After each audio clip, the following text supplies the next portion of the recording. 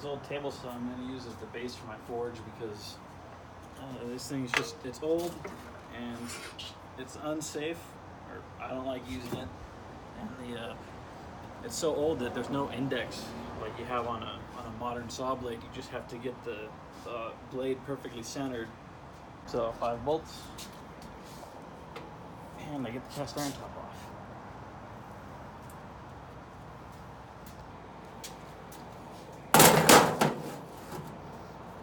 I'm gonna have these 3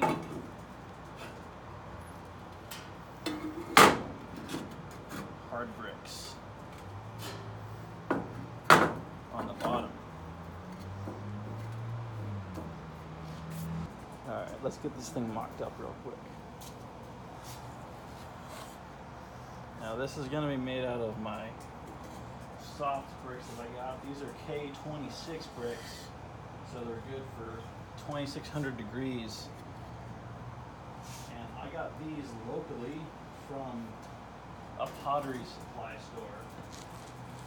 And if you have one close to you, I'd recommend the same, because these are, they had them cheaper than they were online, and I didn't have to pay for shipping, which saved much more. And I would assume that most of your larger cities have some sort of pottery store.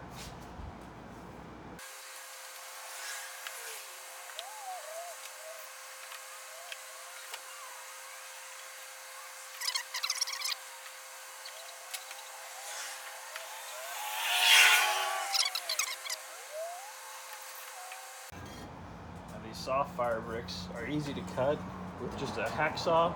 I'm sure a wood saw would work just as well, but I had a hacksaw and it worked good for me. You have to be careful with these though, because they are very, I guess like any brick, they're brittle and they will break if you drop them. So just keep that in mind when you're putting this together.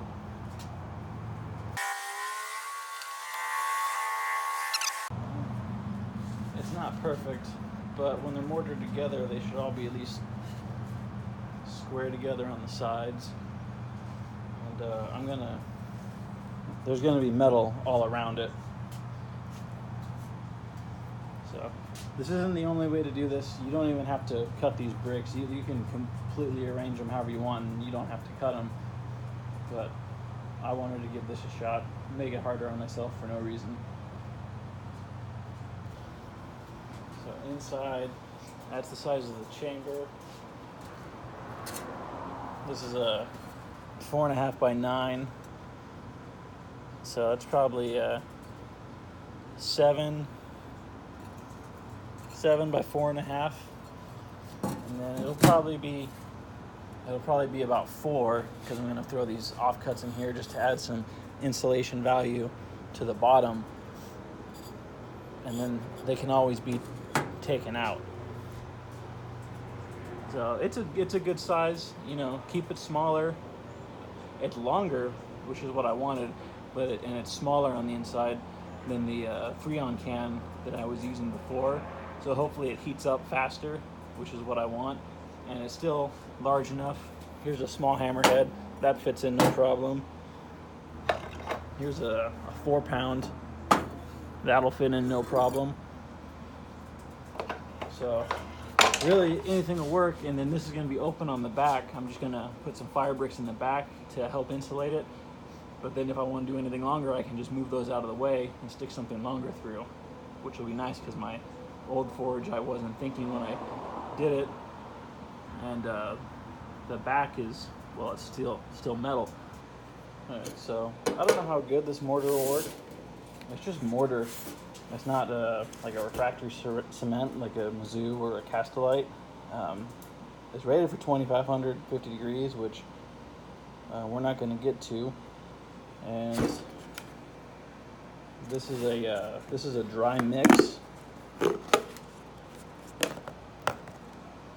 So we got a dry mix that we mix ourselves, and this bucket says 1 quart of water for the whole bucket. Now we're not going to do the whole thing. I got my coffee can right here, and it says wear gloves, so I got some latex gloves and a respirator. So got my respirator. I'm sure any refractory, you're not going to want to just be breathing that in.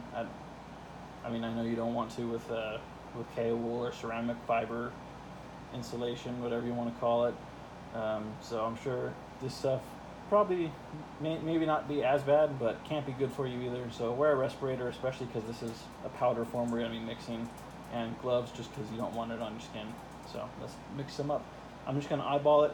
It says use cool water, so I got some of my drinking water here, and it doesn't take much, so let's get it mixed up.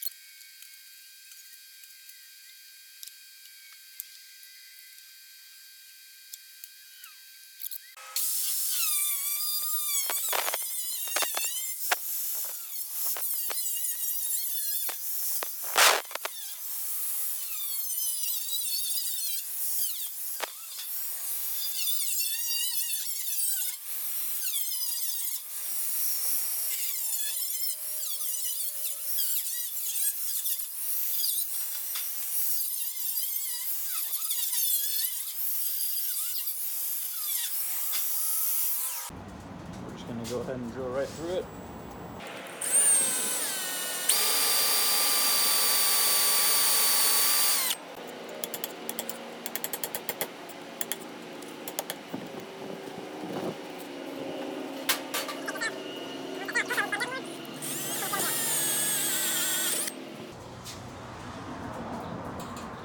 To mark the top, what I'm going to do is I'm going to take the hole saw, I'm going to stick it through the hole, have the top in place where it goes,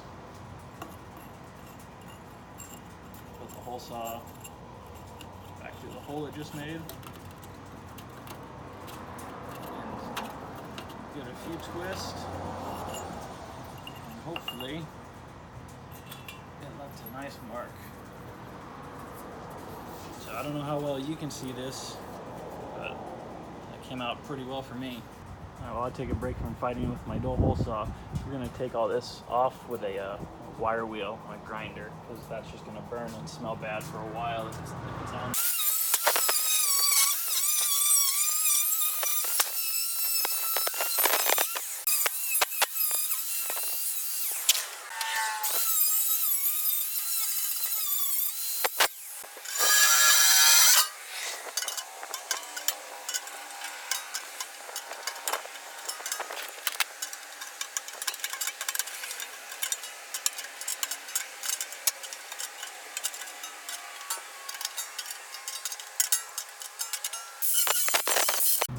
Now I've got to cut a piece of angle metal, and I've got this Evolution saw, and it is a metal saw and it cuts the metal. The only problem is that their clamp system, which is this hokey little thing, really sucks for metal. So I've got 2 C-clamps on here, because that's the most important thing when you're cutting metal, is keeping it clamped good and tight so it doesn't move, or you're gonna really ruin your blade in a hurry.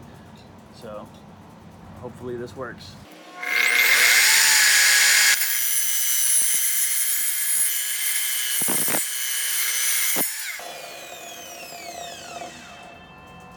That went a lot better than I thought it was going to.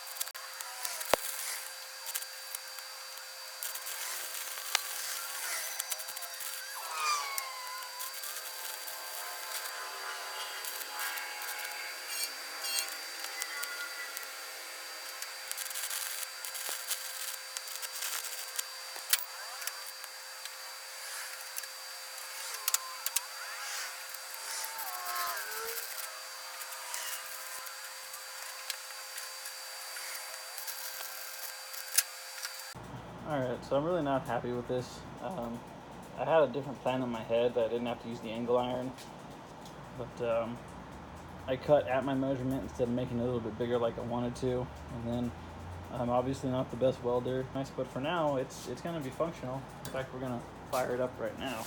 So my other forge, I didn't have any way to put anything long in front, and I got something I can set stuff on now, because before I'd go in and it would want to fall down and I had to stack.